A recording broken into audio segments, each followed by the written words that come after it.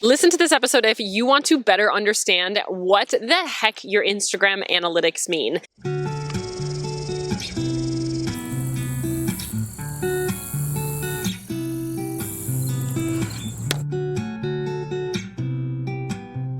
Today, we are diving in to Instagram analytics together. This is not an episode to listen to while you're driving. We are going to really go through them together, kind of like looking at your phone. You can play the sound in the background, use your phone, and we can kind of chat through what they look like. Just a little disclaimer. Your analytics on Instagram, kind of like the setup of it, is going to look different based on if you have a creator account, a business account, or a personal account. As a business owner, I would highly recommend having actually a creator account.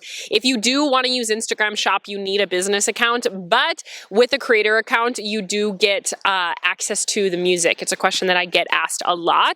This question was actually submitted by Kristen. The context is just, how do I accurately interpret Instagram statistics and other social media stats?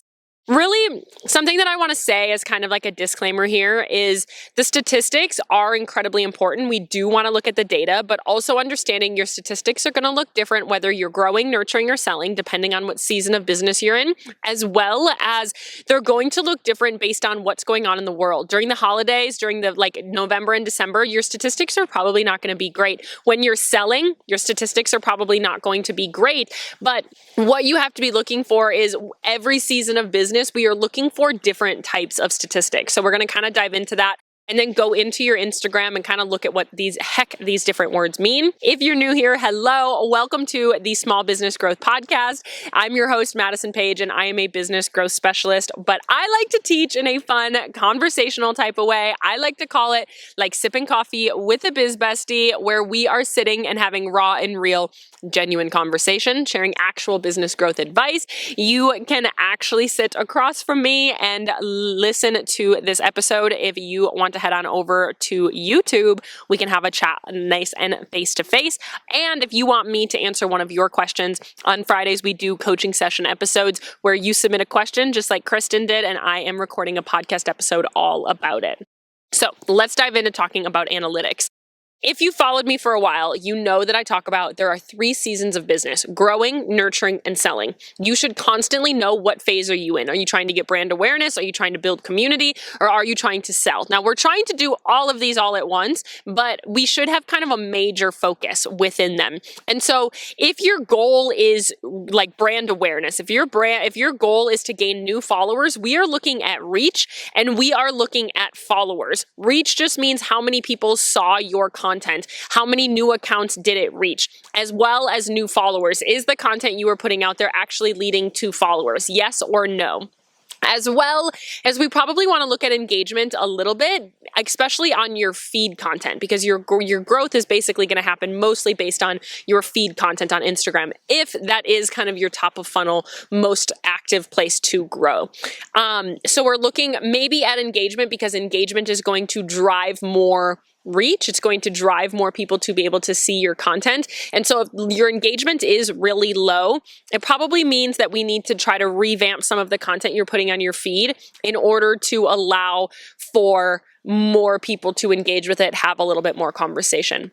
When you're nurturing, if you're in a major nurture season, you're looking for engagement. You're looking for story replies. We're looking for comments. We're looking for very active polls on your stories. We're kind of looking for different stats, which is why this whole my engagement sucks. We really need to be saying, okay, what stage of your business are you in? Is that normal? What are you really looking at doing? Because likes really don't mean much. Comments are good because it's going to help you kind of push that content out there. But really, where you're nurturing your community is on your stories. So we really want to kind of look at some of that content there and look at those statistics. And then when you're selling, it is so normal for your statistics to look kind of bad. I just want to say that your statistics might totally tank because people don't want to be sold to sometimes, but the people that want to buy from you, they will want to actually see that content. They will not go away. It is normal for your statistics to be your engagement to decline during selling, or your views on your stories during a selling season. Why? Because people might leave right away. If they don't need it, they're going to leave it. Now, that doesn't mean I want you to stop selling. It does mean a lot of times that we need to add a little bit more community building prior to selling, but like it happens to me, it happens to my clients, it happens to everybody that when you sell, your engagement is going to go down a little bit. That is just normal. So with all of that to say, let's dive on in. I want you to go to your Instagram and go into your Instagram and go into in the top right corner, there's 3 little lines. It's called like a hamburger menu, and then go into insights. Again, you won't have this if you have a personal account. You should have either some sort of professional account, either a business or a creator of some kind. So the first thing is when you go up here on the top, it says last 7 days. And again, this is going to look different whether you have a creator or a business account, as well as they do update it and they do make changes. So if you listen to this in a year, it might not actually be accurate. But up at the top, it says the last 7 days. I normally would rather, kind of depending on what you're looking at, to get a better representation of how your profile is doing altogether, I would do last 30 or last 90 days. For the sake of today, I'm going to do the last 90 days. Actually, I'm going to do the last 30 days just so we can kind of see month over month of what everything is looking for. There's a nice little overview, and it says content you shared, kind of going from there. I have a creator account, just to let you know, but it says overview. The views basically means how many individual people saw your profile. And this can be saw your profile, saw your content, whatever that looks like.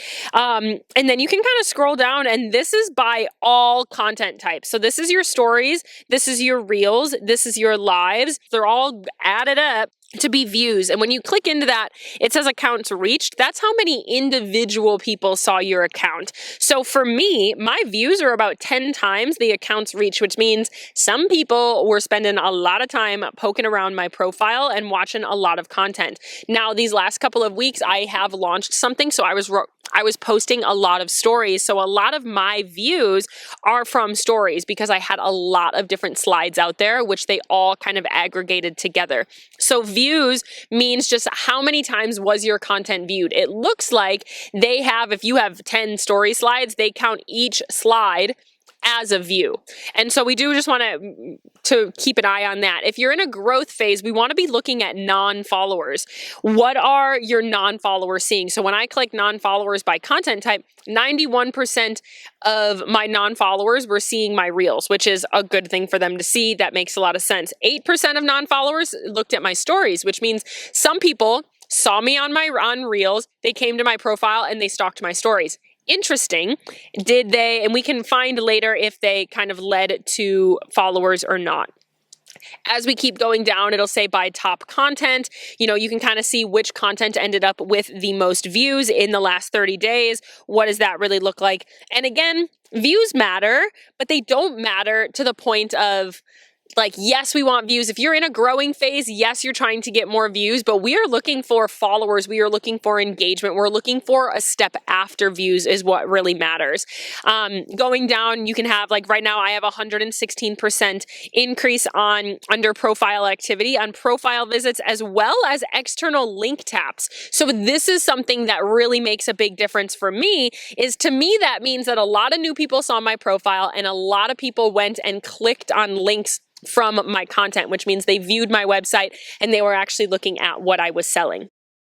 So going back outside of the views, we're going to look at interactions. Interactions is engagement. I don't know why they change their verbiage all the time, but it's the same kind of thing. Gives you the overall interactions by followers, by non-followers, where the majority of your interactions are. Again, most non-followers are on Reels. You can kind of keep going down and looking at that there. Now, something that we do want to look at is your top Reels based on engagement, because engagement drives more reach. Not all the time. It doesn't mean that if there's engagement, you're naturally going to get more reach, but it does mean at the end of the day, if there's conversation happening, you have a higher potential of it seeing more of that post getting to see more reach. So in a growth phase, and just to build brand awareness altogether, we are looking at what is engaging. So it's good to go in here. And one of mine has about triple the amount of engagement than the rest of them. I want to go in there and see, what did I post about? What was this topic on?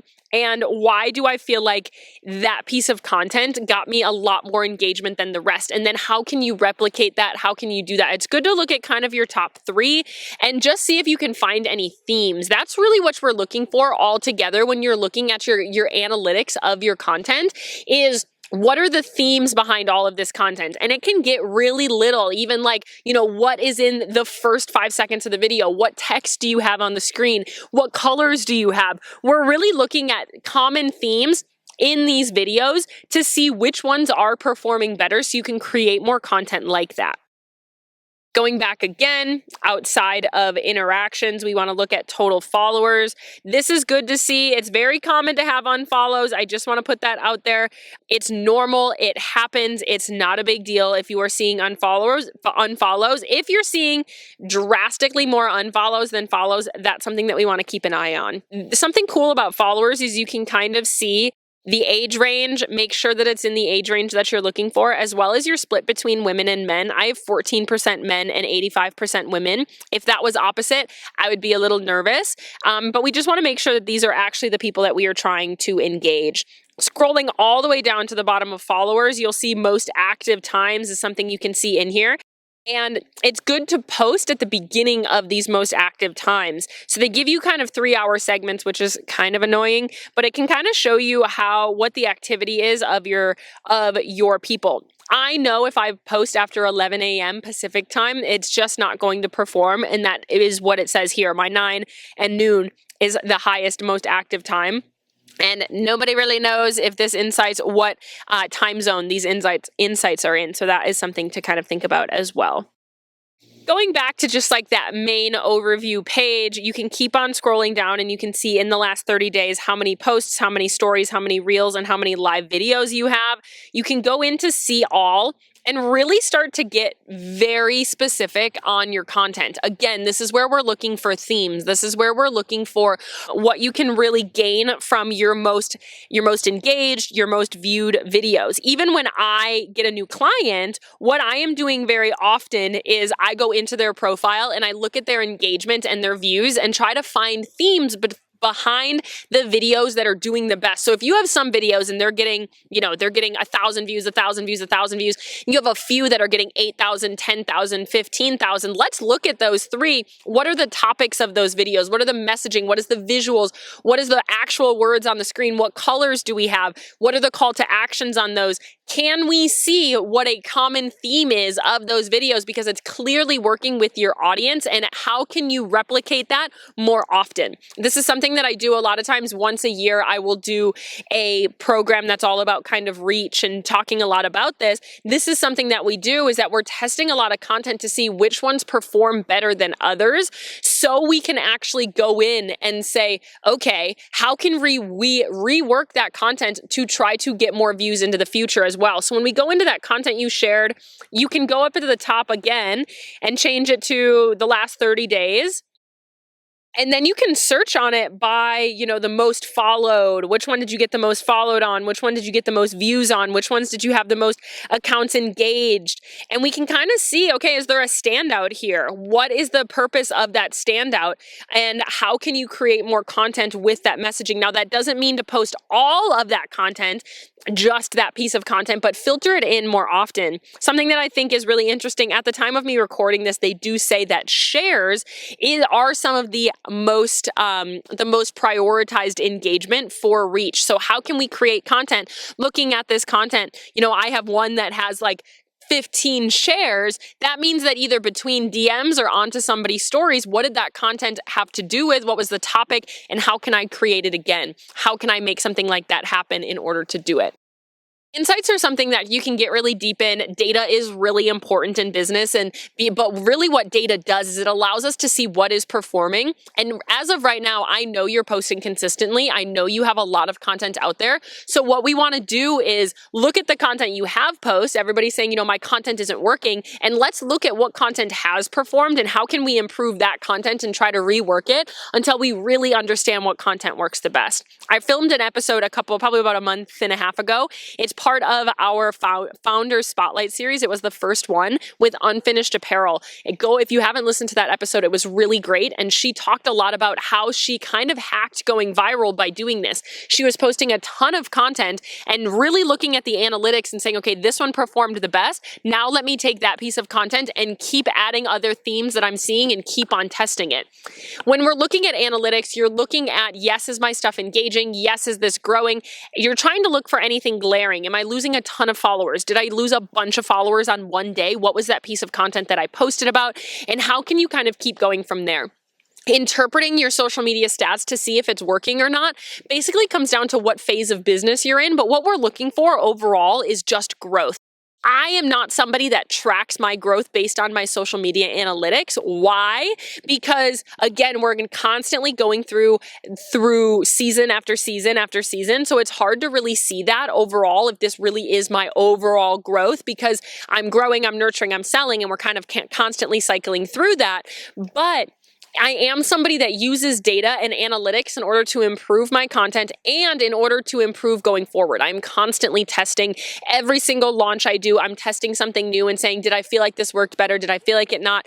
How did it turn out? How can I add elements of this into the next one? Or how am I never going to do that again? And kind of move forward from there. So Kristen, to answer your question, this is kind of like interpreting what all of this means, as well as just like a good talk through this content. This was one, again, going through on your phone. I recommend just poking around, looking at your content, seeing if you can find any themes of your content and seeing which ones are working and how can you replicate that type of content more often in your content, testing more things. And it can be the smallest little word change that makes a really big difference. I hope this was helpful for you. If you have a question you want me to answer on a future episode, you can click the link in the show notes and submit your question.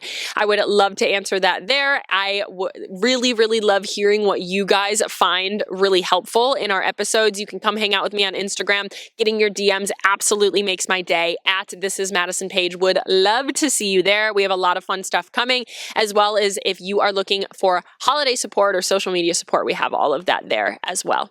I hope you have a wonderful day. Check out your analytics. I recommend taking a good 30 minutes, just kind of poking around in there.